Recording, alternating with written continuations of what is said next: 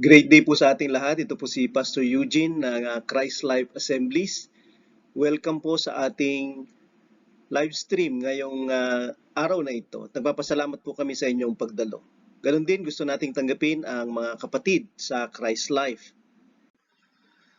Ang atin pong pag-uusapan ay isang napakahalaga pero basic lang na tema. May kinalaman ito sa pag-aani na ating paksain ngayong buwan na ito ng Setyembre. So ito pong ating pag-uusapan na may kinalaman sa ating evangelism at missions, baptism, why it matters and how. A discussion on its biblical mandate and consequences. So bakit siya mahalaga at paano siya isinasagawa? At ito yung pagtalakay natin tungkol sa utos na ito ng bautismo at ano ang mangyayari kapag hindi natin ito gagawin. Magdasal po muna tayo bago natin puntahan ang pagtalakay. Ama naming nasa langit, kami po'y nagpapasalamat ngayong araw na ito dahil ikaw ay sumasa amin sa pamamagitan ng iyong banal na Espiritu upang sa amin muli ay magbigay ng kasayahan, magbigay ng kayamanan sa aming mga fellowship, sa aming pagkanta, sa aming pagpupuri at pagdarasal. Nagpapasalamat kami na kahit ang mga salitang aming pinag-uusapan ay iyong ginagawang mayaman. Katulad lang ng pagtalakay namin ngayon dito sa paksa tungkol sa bautismo, iyong i-review sa amin na nakakaalam na ang tungkol sa bautismo at ituro mo sa amin na hindi pa nakakagawa nito ang kahalagahan nito. Hindi lamang dahil utos mo, subalit ito ay tungkol sa kaligtasan nila. Sa pangalan ng Panginoong Hesus. Amen. Baptism, why it matters and how. Discussion on its biblical mandate and consequences. So mahalaga po itong ating paksain kahit na ito ay simulain lamang ng mga doktrina ng Biblia, lalong-lalo na ng doctrine ng salvation. Napakahalaga ng bautismo sa scriptures. Hundreds ang mga scriptures na patungkol dito. At mayroon ding mga allusions tungkol dito or mga kwento sa scriptures na types tungkol sa baptism. At ito ay mahalaga, subalit ito ay debatable sa kasalukuyan. Kung ito ba ay mahalaga sa kaligtasan, kung ito ba ay kinakailangan na gawin kaagad, ito ay ating pag-uusapan sa paksain ngayon. Kaya kung handa na kayo, ay pupunta na tayo sa isang roller coaster na pagtingin sa Biblia tungkol sa kahalagahan ng bautismo at kung paano nga siya isinasagawa. Dalawa yung ating paksa na pagtutuunan tungkol dito. Ang una, what baptism is and what baptism is not. At ang pangalawa, the other baptism. What baptism is and what baptism is not. Baptism is not pouring or sprinkling of water. Katulad ng nakikita natin sa picture, ito ay isang pagbibinyag na ginagawa ng Katolikong simbahan. Maaaring ito ay pagbuhos sa ulo ng tubig o kaya naman pagwisik ng konti sa noo ng tubig o isang kutsara siguro ng tubig sa noo ng bata. Subalit ito ba ang tamang paraan ng bautismo? Titingnan natin sa Biblia kung ang tradisyong ito ng Katolikong simbahan ay ganito ang bautismo na tinatawag. Sa Matthew 3 verse 16, and when Jesus was baptized, immediately he went up from the water. And behold, the heavens were opened to him, and he saw the Spirit of God descending like a dove and coming to rest on him. Ito yung bautismo ni Jesus Christ sa pamamagitan ni Juan Bautista.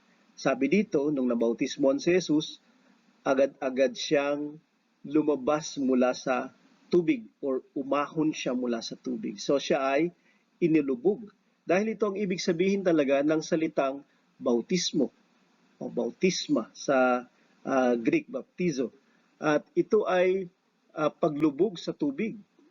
Ito ay paglubog ng isang bagay sa tubig. Ginagamit sa ganyang paraan ang salitang baptizo sa Greek. At ganun ang ginagawa sa mga binabautismuhan. Sila ay inilulubog dahil sila ay dipped or immersed sa Biblia. Dapat ang salitang bautismo ay hindi baptize o baptism ang inilagay na transliteration, kundi immersion, paglulubog.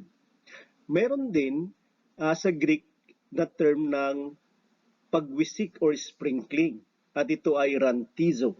Rantizo. Hindi siya baptizo. So, baptizo ang ginamit every time na nagpapatungkol sa baptism in water. At ang ibig sabihin nito, hindi sprinkling kasi yun ay rantizo, kundi inilulubog yung kandidato sa bautizo. Siya ay ini-immerse, katulad ni Jesus Christ dito. Ganon din sa Acts 8:36-38. Mababasa natin doon yung bautismo ng isang bating o eunuch. Siya ay inilubog sa tubig at umahon siya mula sa tubig ni Felipe. Sa John 3:23, nagbabautismo si Juan sa Enon, malapit sa Salim, sabi niya, dahil maraming tubig doon. And people were coming and being baptized. So si Juan ay nasa Enon, malapit sa Salim. Pinupuntahan siya ng mga tao doon upang magpabautismo dahil sa kadahilan ng maraming tubig doon. At ito yung ilog ng Jordan. So, hindi mo kinakailangan ng maraming tubig kung ito ay pagwisik lang o konting tubig lang sa ulo. Diba?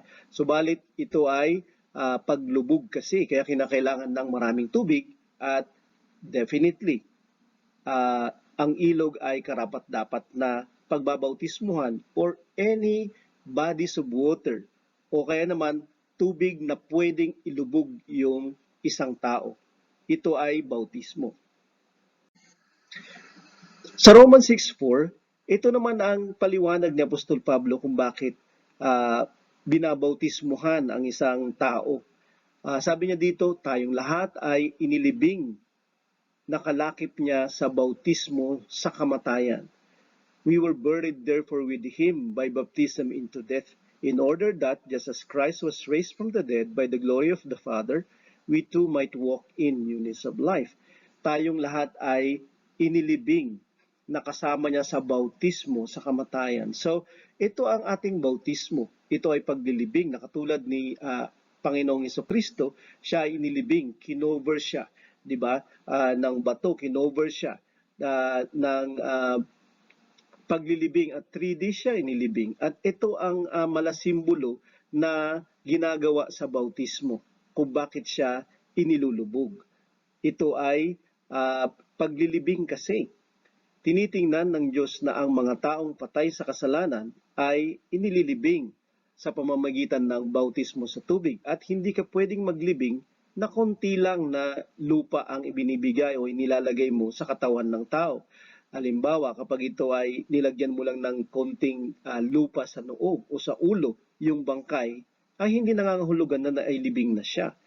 Hindi ka pwedeng maglibing ng bangkay na noo lang o ulo lang. Buong katawan. Katulad nga ng sinasabi ng Kawikaan, ito ay 6 feet below the ground. So we were buried by baptism. So ang bautismo ay hindi sprinkle, pagwisik, o kaya naman pagbubuhos lang ng tubig, kundi ito ay paglubog mismo sa tubig. Hindi ito para sa mga sanggol, hindi ito para sa mga infants, babies, mga bagong panganak, o ilang araw pa lang na isinisilang.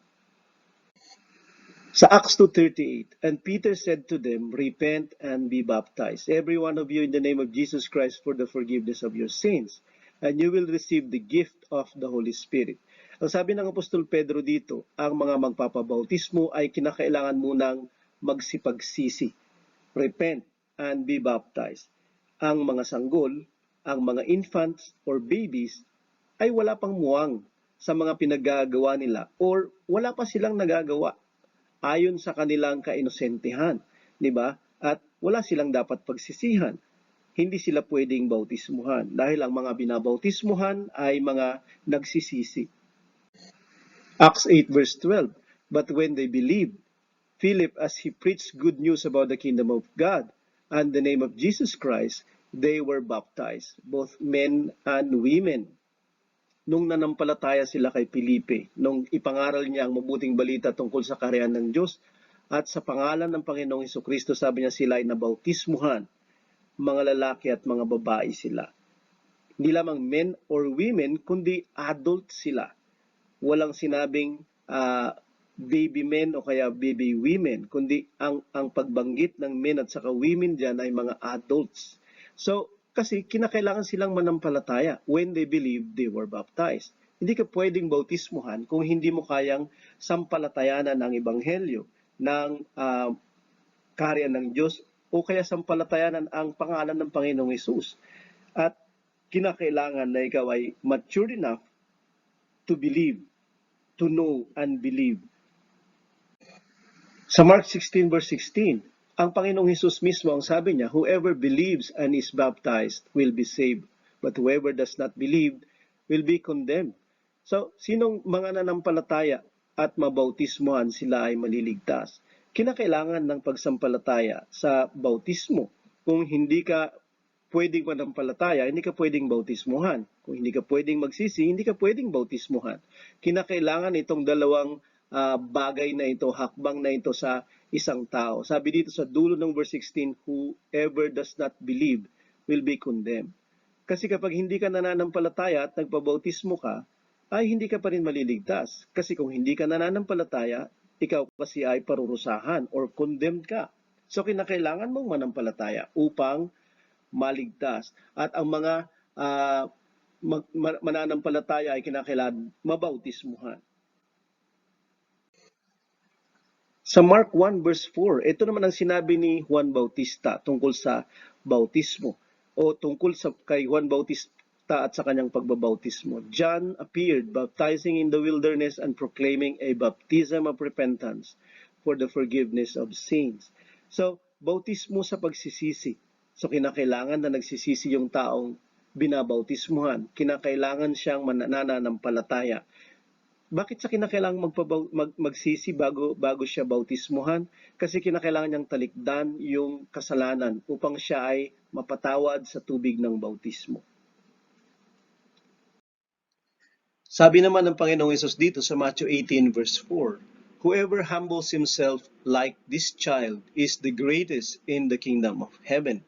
So nandito yung isang bata na ginagawa niyang halimbawa sa mga tao, sa mga nakikinig sa kanya. At sabi niyang ito ay ang maging katulad nung batang ito sa pagpapakumbaba ay magiging dakila sa kaharian ng langit. Na para bang sinasabi ng Panginoong Hesus, ang mga sanggol o mga bata ay dakila sa kaharian ng langit dahil sa kanilang kainosentihan, di ba? Sila lamang ay sumusunod at nagtitiwala. Sa Matthew 19 verse 14, ito pa yung sinabi ng Panginoong Hesus, let the children come to me and do not hinder them, for to such belongs the kingdom of heaven. So ang mga maliliit na bata na pilit na sinusubukan pigilan ng mga alagad na lumapit sa kanya, sabi niya, huwag niyo silang pigilan na lumapit sa akin. So bakit ganun na lamang yung kanilang kalayaan na pwedeng lumapit sila sa Panginoon? Hindi makakalapit yung mga taong guilty sa Diyos, pero nandito si Jesus na pinapalapit niya itong mga batang ito. At sabi niya, for to such belongs the kingdom of heaven. Dahil para sa kanila ang kaharian ng langit. So the little children belongs to the kingdom. Meron silang ganong entrance, di ba? Bakit sila mayroong ganong entrance? Kasi sila ay inosente sa anumang mga pagkakasala at sila ay tinatanggap ng Diyos. Kaya nga ang mga bata at mga sanggol na namamatay bago yung edad na mawala yung kanilang kainosentihan ay tiyak papapasok sila sa kingdom ng Diyos o yung kingdom of heaven na tinatawag isang araw. Ang dahilan kung bakit ang mga sanggol ay binabautismuhan sa Katolikong simbahan ay yung tinatawag na original sin. Pero walang original sin. Kasi ang original sin ay nakabase dun sa pananaw na ang mga kasalanan ni Adan at ni Eva ay minana nating lahat dahil sila yung ating mga magulang. Pero sinasabi sa Ezekiel 18 verse 20, the soul who sins shall die, the son shall not suffer for the iniquity of the father, nor the father suffer for the iniquity of the son. The righteousness of the righteous shall be upon himself, and the wickedness of the wicked shall be upon himself. So nandito ang Old Testament at sa pamamagitan ni Ezekiel ay nagsasalita ang Diyos. Sabi niya, ang kaluluwang nagkasala ay mamamatay. Pero ang anak ay hindi pwedeng magbata o maghirap o kaya naman ipanish, parusahan para sa kasalanan ng ama at ganoon din, ang ama hindi pwedeng magbata o kaya ng parusahan dahil sa kasalanan ng anak. So hindi pwedeng manahin yung kasalanan ng magulang natin kahit pa ni Adan sa atin. Meron tayong mga kasalanan kasi tayo mismo yung gumagawa ng kasalanan. Ginaya natin yung ginawa ni Adan, ang unang magulang natin. Siya ay hindi sumunod at sumuway sa Diyos. Tayo din ay gumagawa ng ganon. Kaya tayo nagkakasala. Kaya nga tayo ay magbabata, tayo ay maghihirap at meron din tayong danger na ipanish dahil sa ating mga kasalanan. Hindi dahil sa kasalanan ng iba, kundi sa personal na kasalanan ko. Kaya nga ang tawag natin sa Panginoon madalas is my personal Savior. Kasi personal, aking kasalanan yung kanyang pinatawad, ako yung kanyang iniligtas. Kaya nga sabi niya sa Deuteronomy 24 verse 16, fathers shall not be put to death because of their children, nor shall children be put to death because of their fathers. Each one shall be put to death for his own sin. So malinaw dito, walang original sin, walang kasalanan na mamanahin mula sa mga magulang. Dahil sabi niya, ang mga magulang ay hindi papatayin dahil sa mga anak o mga kasalanan ng mga anak. Ganon din, ang mga anak ay hindi pwedeng patayin o parusahan ng kamatayan dahil sa mga magulang. Bawat isa ay parurusahan ng kamatayan dahil sa sarili nilang kasalanan. Walang original sin, kaya ang mga sanggol, ang mga babies, ang mga maliliit na bata na wala pang muwang sa kasalanan, hindi kayang manampalataya o magsisi, ay dapat bautismuhan. Binyag yung ginagawa nila. Actually, hindi bautismo. Pero sinasabi nilang bautismo yung ginagawa nila. So, hindi pwedeng bautismuhan ang mga ito. Ang bautismo ay hindi siya malasimbolo lang. Baptism is not symbolic, meaning ito ay walang sakramentong ginagawa. Na kahit gawin mo yung bautismo o hindi, ay wala naman talaga siyang ginagawa sa iyo. Kasi ito ay simbolo lang. Totoo ba yon? Kasi dalawang kampo ang naniniwala sa bautismo. Ito ay malasimbolo at yung isa naman ito ay sakramento. Ano ang sinasabi ng Biblia? Sa Acts 2 verse 38, nabasa na natin ito kanina, and Peter said to them, repent and be baptized every one of you in the name of Jesus Christ for the forgiveness of your sins, and you will receive the gift of the Holy Spirit. Sabi niya dito, be baptized for the forgiveness of your sins, upang mapatawad para sa pagpapatawad sa ikalilinis ng inyong mga kasalanan. So, hindi siya simbolo lang yung bautismo. Simbolo siya ng pananampalataya o simbolo siya ng pakikipagkaisa sa Panginoong Hesus. Hindi ito yung sinasabi ng kasulatan. Hindi ito yung sinasabi ng Apostol Pedro. Kundi ang bautismo ay ginagawa ng bawat magsisisi para sa kapatawaran ng mga kasalanan. Para sa kapatawaran ng mga kasalanan. Acts 22 verse 16. Ang bautismo naman na ito ay bautismo ni Pablo. Isa din siyang apostol. At binautismohan siya dito ni Ananias. And now, why do you wait? Sabi ni Ananias. Rise and be baptized and wash away your sins, calling on His name. Bakit ka pa nag-aatubili? Bakit ka pa nagpipigil? Sabi niya kay Pablo. Bumangon ka, magpabautismo ka, at hugasan mo ang iyong mga kasalanan na tumatawag sa pangalan niya. So, ang bautismo ay hindi lang siya simbolo ng pakikipagkaisa sa pananampalataya sa Panginoong Hesus, kundi ito ay sakramento. May nangyayari sa atin kapag ginagawa natin ito dahil nauhugasan, napapatawad yung ating mga kasalanan kapag tayo ay nananampalataya at nagsisisi sa bautismo natin sa tubig. Hindi siya malasimbolo ang bautismo dahil ito ay may ginagawa sa mga buhay natin at sa mga nakaraan natin. Ito ay naglilinis, ito ay paraan ng pagpapatawad ng Panginoon sa atin kapag ating sinusunod siya ng may pananampalataya at buong pagsisisi. Ito ay requirement. Ang requirement ay isang napakahalaga na bagay para sa isang layunin, para sa isang trabaho, para sa isang kalagayan. Ito ay requirement. At ang sinasabi naman ng iba, ito ay hindi requirement. Ito ay requirement para sa kaligtasan, para sa katwiran ng isang tao. Ang sabi ng maraming mga Christians ngayon, hindi.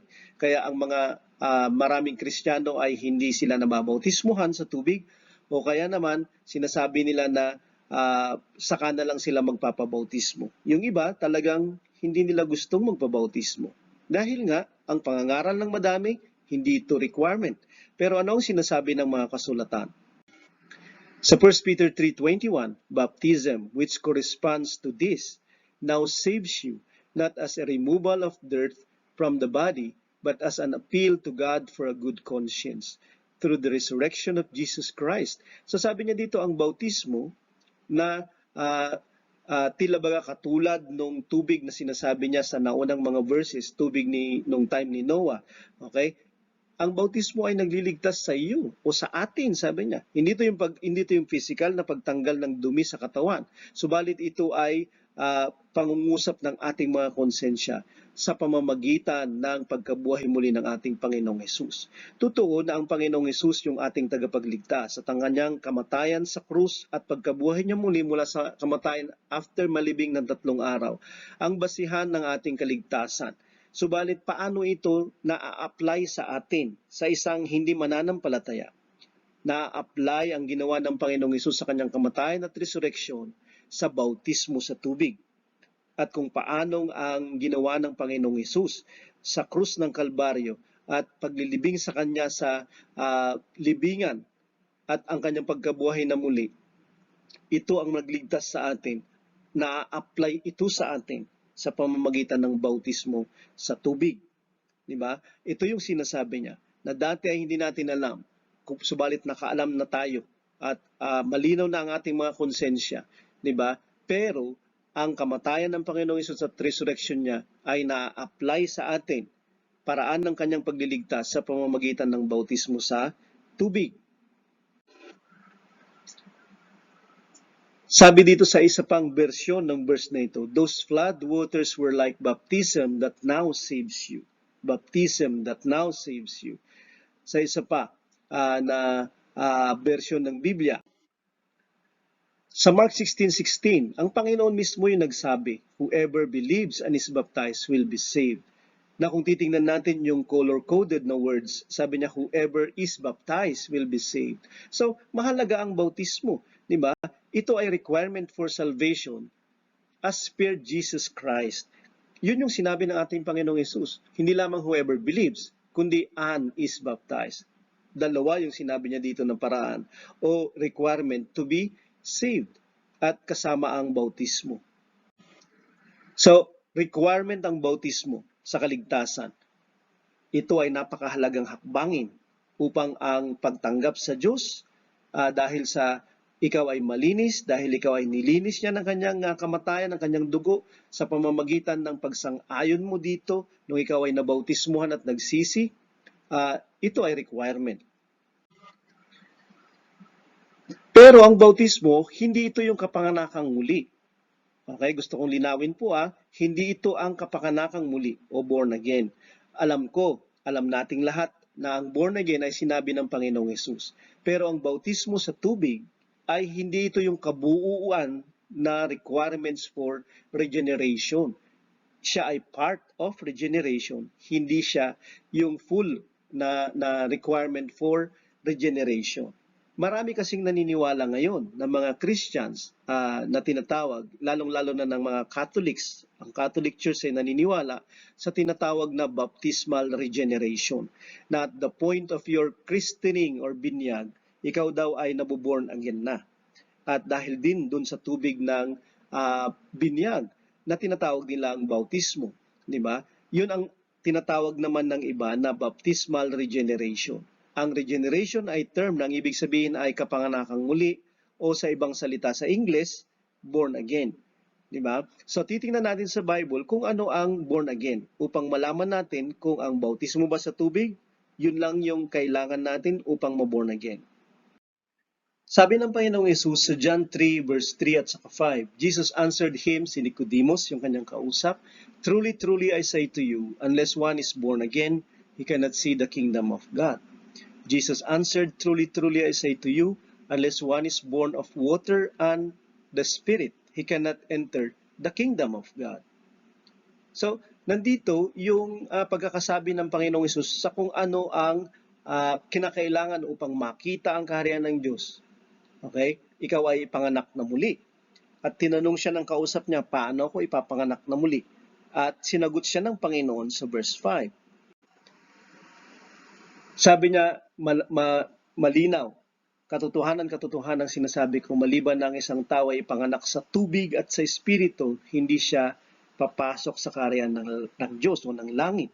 So ang born again ay kapanganakan sa tubig at espiritu. To be born again is to be born of water and the Spirit.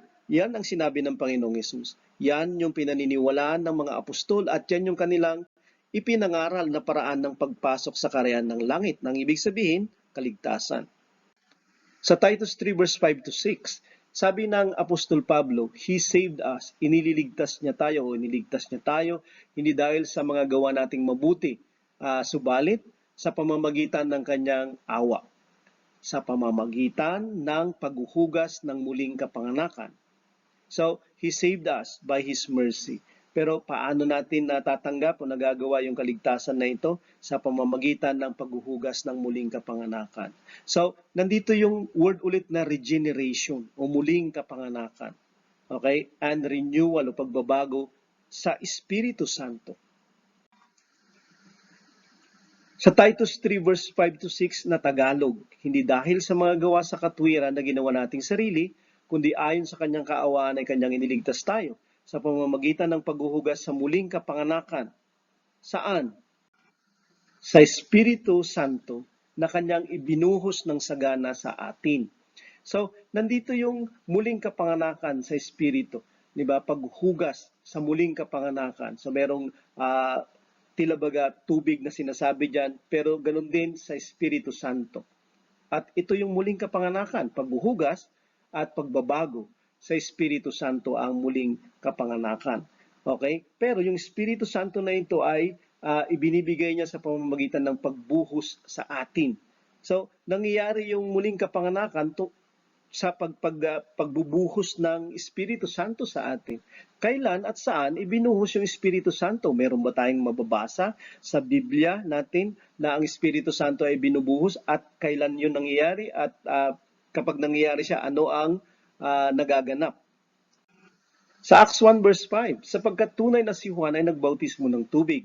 Ang Panginoong Yesus yung nagsasalita dito. Datapwat kayo babautismuhan sa Espiritu Santo na di na malalaunan pa. So nandito ang Panginoong Yesus na binabanggit niya yung dalawang uri ng bautismo. Siya din ang nagsabi sa dalawang uri ng kapanganakan, sa tubig at sa Espiritu. Ang dalawang uri ng bautismo din ay sa tubig at sa Espiritu Santo. Dalawang termino na nagpapatungkol sa palagay natin sa iisa lamang na ibig sabihin. Kasi iisa lang yung nagsalita, ang Panginoong Yesus. At itong pagbabautismo sa Espiritu Santo, alam natin yung bautismo sa tubig. Subalit yung pagbabautismo sa Espiritu Santo ay mababasa natin na nangyari dito sa aklat ng mga gawa. At sa Acts 2 verse 4, itong bautismo na ito sa Espiritu ay nangyari sa mga alagad, sila ay nagsalita sa mga wika. Sa verse 17, nililinaw ito ni Apostol Pedro na ito yung pagbuhos ng Espiritu Santo. Ganon din sa verse 33. Kaya nga, yung mga alagad nung sila ay nabuhusan ng Espiritu Santo, sila ay nagsalita sa iba't ibang wika. Pero, bakit nangyari ito? Kasi sila ay binautismuhan sa Espiritu. Dahil nabautismuhan na sila sa tubig. Pero sabi kanina sa Titus, ang pagbuhos ng Espiritu Santo ay ang muling kapanganakan. ito yung born again experience, di ba? Kaya nga yung mga taong binabautismuhan sa tubig at espiritu na mayroong katibayan ng pagsasalita ng iba't ibang wika, sila ay na-regenerate na, ipinanganak ng muli. Kasi dalawa ang requirement sa kapanganakang muli. Kapanganakan sa espiritu at sa tubig. Hindi lamang sa tubig. Kailangan yung tubig, pero hindi lamang ang tubig. Ang baptismal regeneration ay walang basihan sa Biblia kasi kulang siya. Kundi kinakailangan din ng spiritual na kapanganakan, hindi lamang yung bautismo sa tubig. Kaya nga yung regeneration ay o kapanganakang muli ay sa pamamagitan ng paghuhugas, obviously tubig, at pagbabago sa Espiritu Santo. Ang bautismo sa tubig ay mahalaga. Bakit natin sinasabi? Meron bang nagsasabing hindi? Madami. Hindi mahalaga kasi hindi nila agad ginagawa.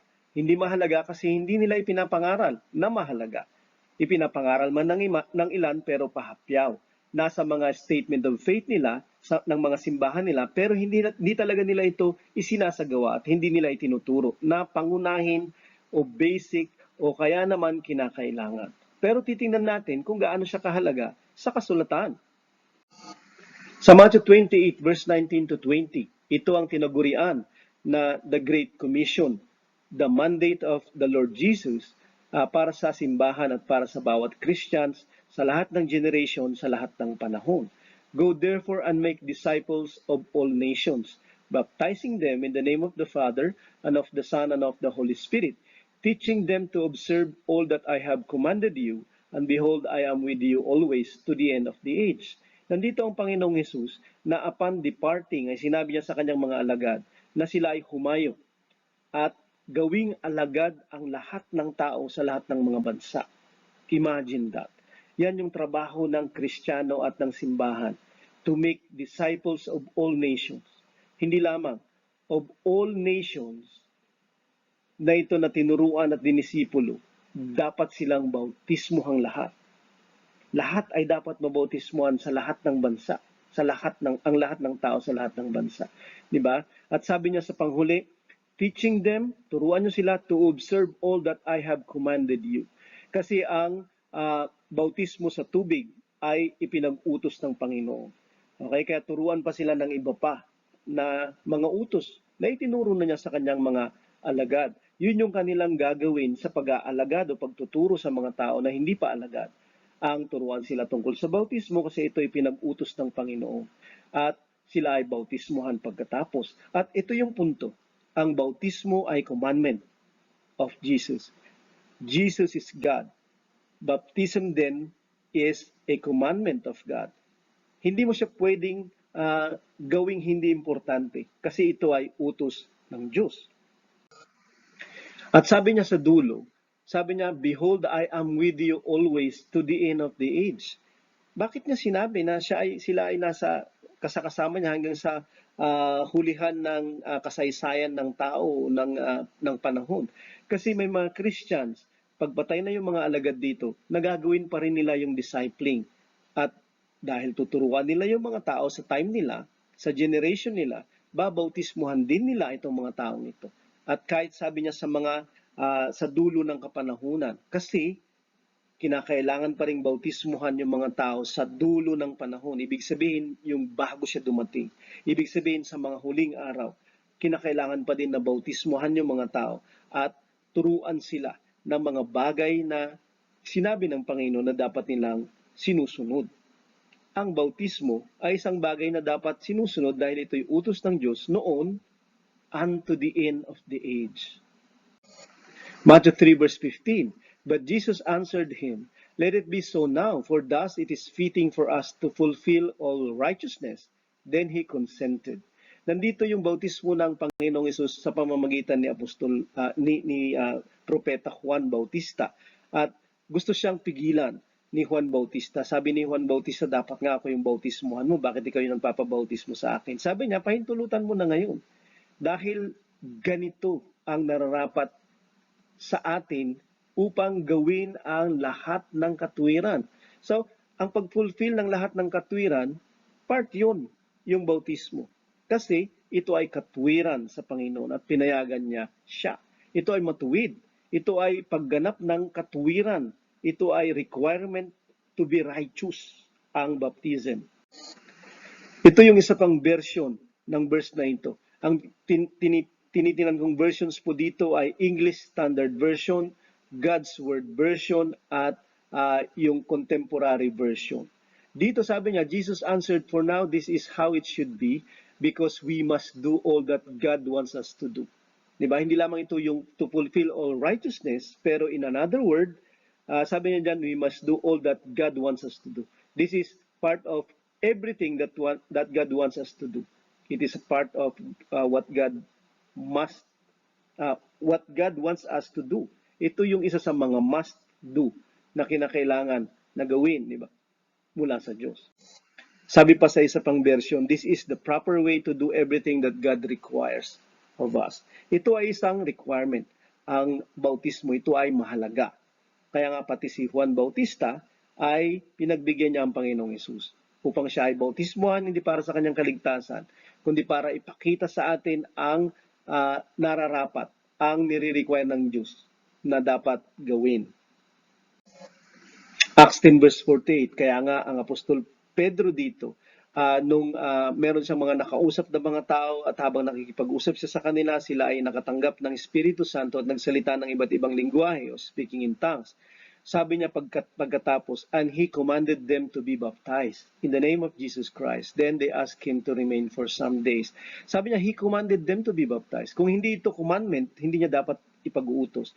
Pero right away, hindi ba, kagad-agad, yung the same day na nakilala niya sila, the same day na nag-preach siya sa kanila, the same day na binuksan nila yung kanilang mga puso upang tumanggap ng pagpapala ng Espiritu Santo, sila ay binautismuhan the same day kasi ito ay utos. Ito ay utos ng mga apostol dito kasi ito ay utos ng Panginoong Hesus nung siya ay departing from them. Dito naman sa Luke 7:29-30, nangangaral si Propeta Juan Bautista bago bautismuhan ng mga tao. When all the people heard this, and the tax collectors too, they declared God just, having been baptized with the baptism of John. But the Pharisees and the lawyers rejected the purpose of God for themselves, not having been baptized by Him. At nung narinig nila yung pangangaral, sila ay nagdeklara na ang Diyos ay matuwid. Paano nila dineklara? Sa pamamagitan ng bibig? Sabi niya, dahil sila ay nagpabautismo sa bautismo ni Juan. So, if you declare that God is just and we are wrong, that God is holy and we are unholy, di ba? So, ito yung ginagawa natin pag nagpapabaptize tayo, that we are wrong and God is right, that we are unholy, sinful, and God is holy, di ba? Pero sabi niya, yung isa pang uri ng grupo ng mga tao dito, yung mga Pharisees, di ba? At mga lawyers, so alam nila yung mga salita ng Diyos. They rejected the purpose for themselves.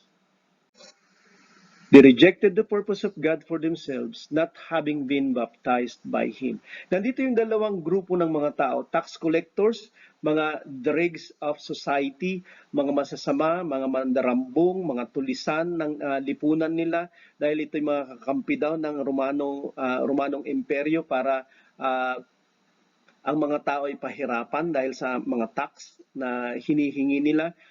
Pero sabi niya, nung narinig nila yung pangangaral, they declared God just. Tama yung Diyos, di ba? At sila nagpabautismo. Pero yung mga tinitingnang mga matutuwid at mga banal ng panahon na ito, kasi sila nakakalam ng salita ng Diyos at nangangaral ng salita ng Diyos, they rejected the purpose of God, di ba? For themselves, not having been baptized. Hindi sila nagpabautismo, di ba? Hindi nila dineclare that God is just, pero they rejected the purpose of God. Sa isang version pa, sabi niya dito, they admitted that God was right. That's why they were baptized. Pero yung kabila, they rejected God's plan for them. Diba? So, it's a declaration of the righteousness of God. It's the acceptance of God's plan. Diba? Itong pagpapabautismo sa tubig. Sabi niya dito, they obeyed God and had done what was right. They refused to obey God. So, if you get baptized, kung ikaw ay magpapabautismo, ikaw ay sumusunod sa Diyos. Kaya gagawin mo kung ano yung matuwid na sinasabi niya. Pero kapag ayaw mong magpabautismo o hindi ka pa nababautismuhan, you are refusing to obey God and His plan for your life. Kaya siya mahalaga, ang bautismo, sa tubig, noon hanggang ngayon. Importante, di ba? So, importante, very, very important. Ito ay immediately ginagawa, kaagad ginagawa. Kasi may mga nagsasabing pwede mo siyang antalain. Yung iba, yearly nagbabaptize. Yung iba naman, nag-iipon pa ng mga taong babautismuhan. Hindi right away.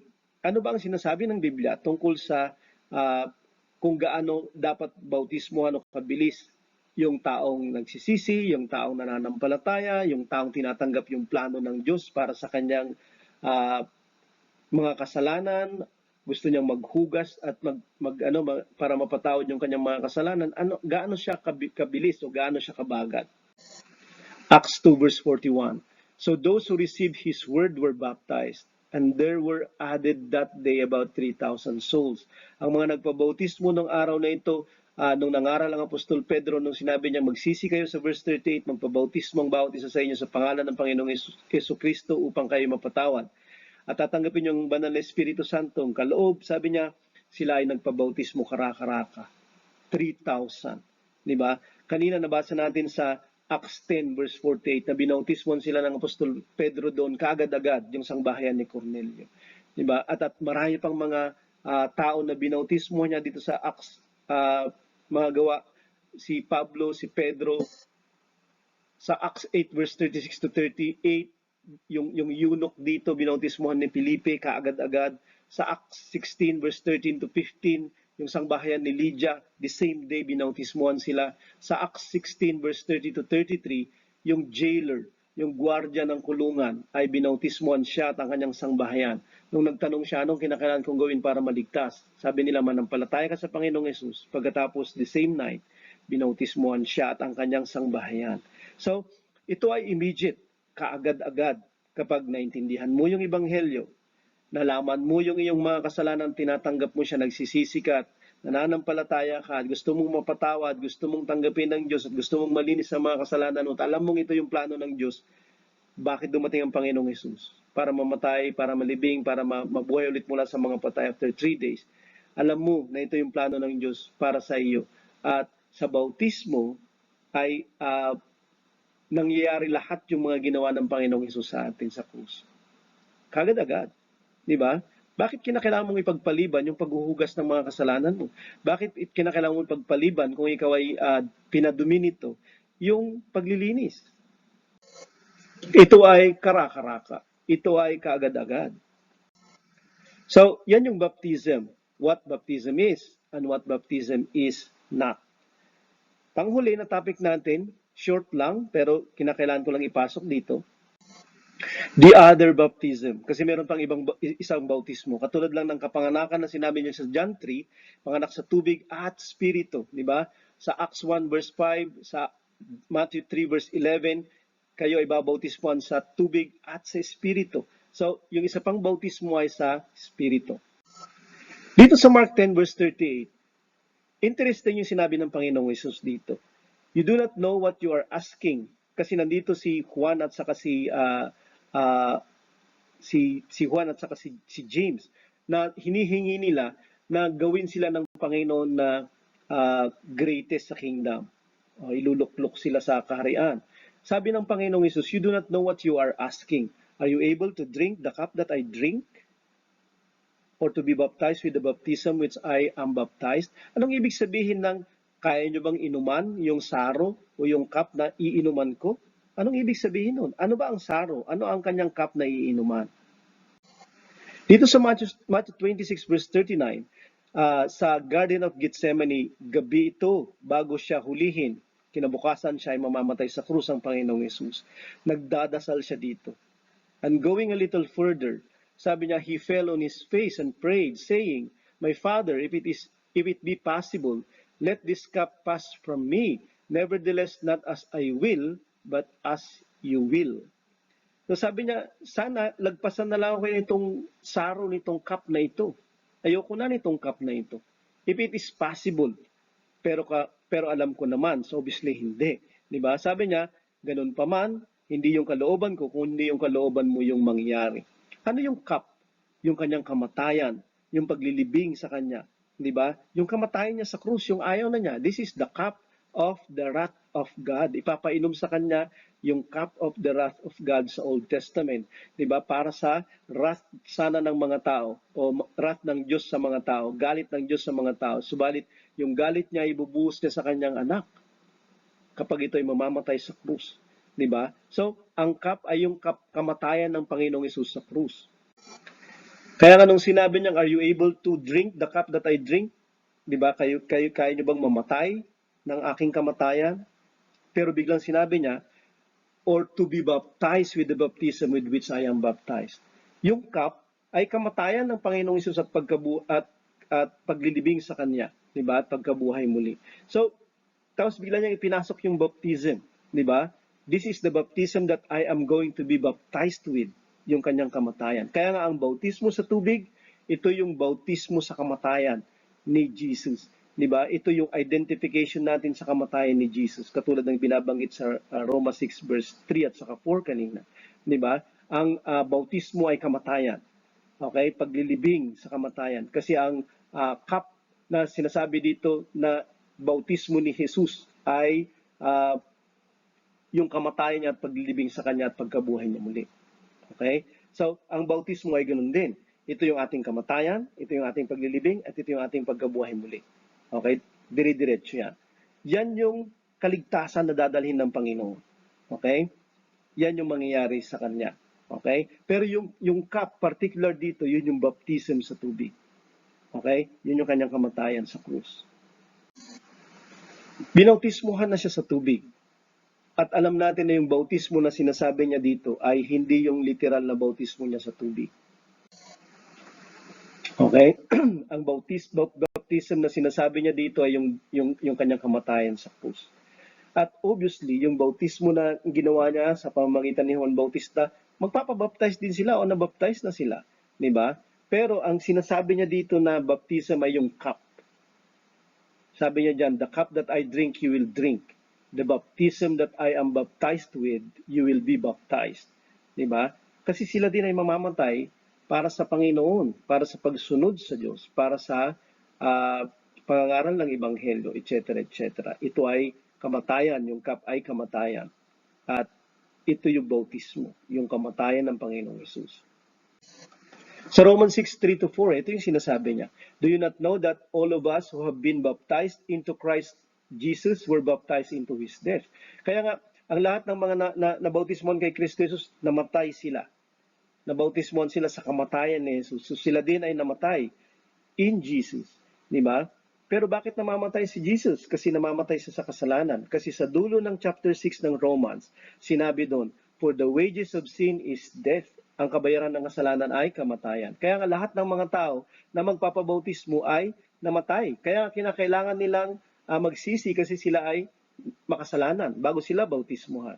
Kasi ang kasalanan ay pumapatay.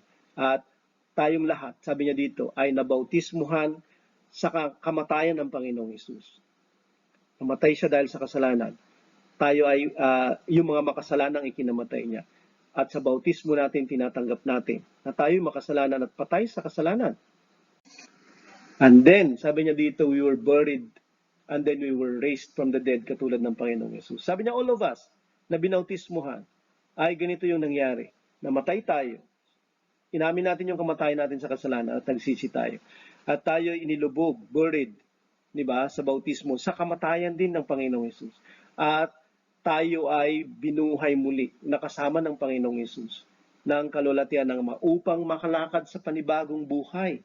Di ba? So ito yung process ng hindi lamang bautismo, kundi ng bagong buhay, bagong kapanganakan. Di ba? Iniiwan yung luma sa pamamagitan ng tubig ng bautismo, subalit nagpapatuloy sa panibagong buhay sa pamamagitan ng bautismo sa Espiritu Santo. Yun yung process. Kasi yun yung sinasabi ng Panginoong Yesus sa John chapter 3. Sa Colossians 2 verse 12 to 13, having been buried with Him in baptism. So, yung burial in baptism, yan yung tubig. In which you were also raised with Him through faith. Pero kayo din ay binangon kasama niya sa pamamagitan ng pananampalataya. Di ba? Yung pagbangon niya ay katulad lamang ng pagbangon ng Panginoong Yesus mula sa mga patay. In the powerful working of God, who raised Him from the dead, and you, who were dead in trespasses and the uncircumcision of your flesh, God made alive together with Him, having forgiven us all our trespasses. Huwag kayong kukurap, kasi napakahalaga po nito, itong punto na ito, ng pinag-uusapan natin. Okay? So, sila ay nabautismuhan, inilibing sila sa tubig ng bautismo, pero sila ay binangon din, okay, sa pamamagitan ng faith sa powerful working of God. Okay? So, ganito yung ginagawa sa bautismo, di ba? O kaya nakaupo ka at itutumba ka. Basta mayroong tubig na malulubugan ka. So, yan yung buried with Him in baptism. Sa Romans 8:11, if the spirit of Him who raised Jesus from the dead dwells in you, He who raised Jesus Christ from the dead will also give life to your mortal bodies through His Spirit who dwells in you. Sino ang nagbangon kay Jesus Christ mula sa mga patay? Yung Holy Spirit. Di ba? Yung Holy Spirit. Kaya nga, pagkatapos nating mabautismuhan sa tubig, kinakailangan natin ng powerful working of God upang ibangon tayo. Yun yung Holy Spirit. Di ba? Yun yung nangyayari na susunod. Okay, hindi yung paglubog lang, kundi yung pagbangon din sa bagong buhay. So verse 11, bago yung 12 at 13, in Him also you were circumcised with a circumcision made without hands. Kayo ay tinuli ng isang pagtutuli na hindi ng kamay by putting off the body of the flesh. Ito pa din yung sinasabi niya, di ba? Kayo ay tinuli. Ang pagtutuli ay yung mga Hudyo. Meron silang covenant agreement with God. Sila ay merong tipan sa Diyos. Ang ibig sabihin, sila ay tiniling bayan ng Diyos, sila ay ligtas. Yun yung ibig sabihin. Pero nandito ang mga Christians na hindi sila tinuli sa pamamagitan ng kamay. Di ba? Ang original na pagtutuli ay nung time ni Abraham at ni Isaac. At eventually yung mga sumunod, sila na yung mga in covenant with God kapag sila ay sinicircumcise. Pero dito, sabi niya, mayroong isa pang circumcision not with hands. Hindi sa pamamagitan ng pagtatanggal ng flesh, putting off the body of the flesh, di ba? But by the circumcision of Christ. Anong ibig sabihin nito? Kasi pagkatapos ng sabihin nito, sinabi na niya, we are buried with Him in baptism and then raised up by faith by the powerful working of God. Sa palagay ko, yun din yung ibig sabihin nito sa ibang salita lang. Di ba? Kasi yung mga tao ay nasi-circumcise, in covenant na sila with God. Kasi they're putting off the body of the flesh. Tinatanggal yung laman sa kanila. Di ba? Hindi na sila nasa laman, kundi sa espiritu na. Iniwan na nila yung lumang buhay sa laman, kundi sila ay in covenant na with Christ by the circumcision of Christ. Intindihin natin ito mabuti kasi napakaganda siya at napakahalaga niya. Okay? So, ganito natin makikita yung 11 at hanggang 13. You were circumcised with a circumcision made without hands. Okay? So, sila ay nagkaroon na ng covenant with God. Okay? Yung yellow, naka-yellow yun. Yung isa pang naka-yellow sa baba, they were also raised with Him through faith in the powerful working of God. Sa palagay ko, yun yung nagko-coincide dyan. Yung mga taong buried with Him, sila yung mga pinut off nila the body of the flesh. Hindi lamang nila tinanggal. Subalit, wala na yung flesh. Diba? Tinanggal na siya. Diba? So, paano nangyayari yon? By burying with Him in baptism. Yung gawa ng laman ay wala na. Okay? At sila ay ibabangon na sa panibagong buhay sa powerful working of God. At sa pamamagitan na ng Holy Spirit yun. Diba? So, yun yung bagong kapanganakan. Yun yung bagong tipan. Yun yung circumcision without hands. Okay? Titinan po natin ito. So, buried with Him in baptism, raised with Him through faith. Okay? Tapos sabi niya dyan, by putting off the body of the flesh by the circumcision of Christ. Si Christ ba yung nagsisircumcise? Di ba? Paano nangyari yun? Na tayo sinircumcise ng Panginoon. Hindi ng kanyang kamay, kundi sa paanong paraan. Titingnan po natin ito kasi napakaganda niya. Romans 2 verse 28 to 29. For no one is a Jew who is merely one outwardly, nor is circumcision outward and physical. But the Jew is one inwardly, and circumcision is a matter of the heart, by the Spirit, not by the letter. His praise is not from man, but from God. So nandito yung tunay na Hudyo. Sabi niya, hindi panlabas at tinuli na panlabas lang sa pisikal. Ang Hudyo ay hindi dahil sa ikaw ay meron kang pamilyang Hudyo, ikaw ay by race Hudyo ka, at ikaw ay tinuli by that tradition, kaya ikaw ay Hudyo. Sabi niya, ang Hudyo ay isang hindi panlabas kundi panloob. At ang pagtutuli sa kanya ay hindi sa kanyang pisikal, subalit sa kanyang puso sa pamamagitan ng spirito. Not by letter, hindi yung pagsunod lang niya sa utos, kundi sa pamamagitan ng spirito. At ang kanyang kapurihan ay hindi mula sa tao kundi sa Diyos. Napakahalaga nito. Napakahalaga po nito. Kasi itong dalawang verses na ito yung sinasabi.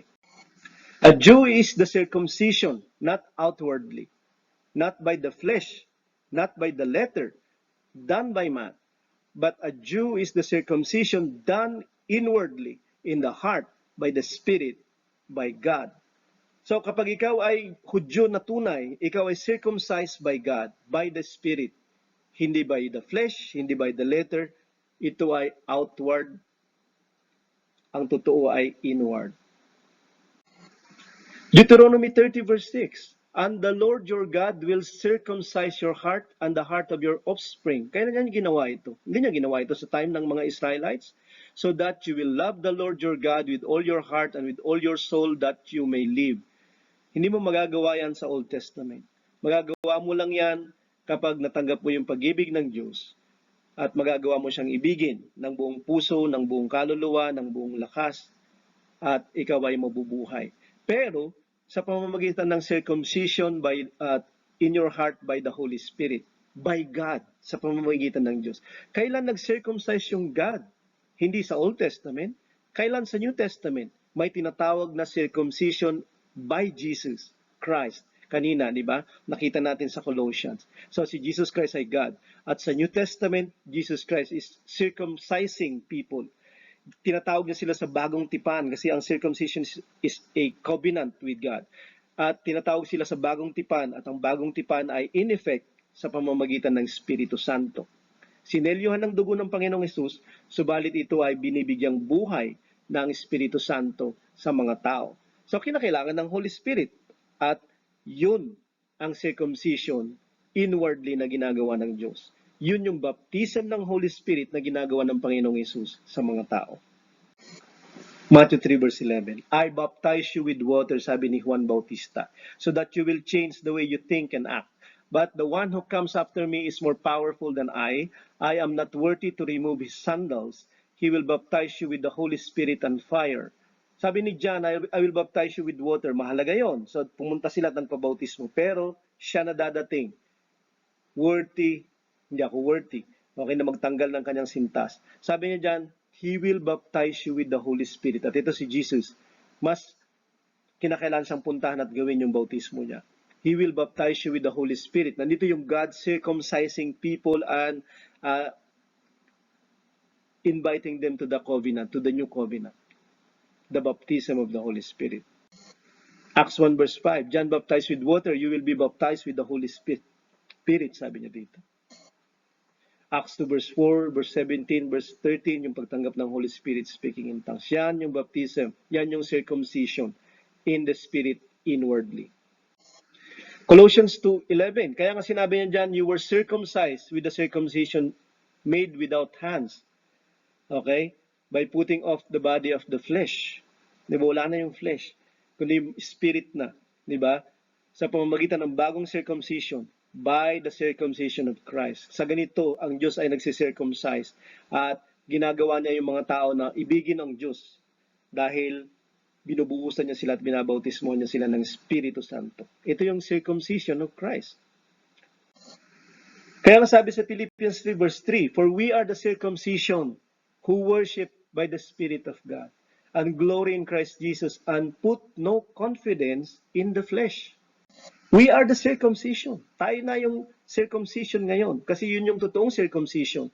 Not in the flesh, not inwardly, not outwardly, not by men, not by letter, but by God, but by the Spirit, in the heart, and inwardly.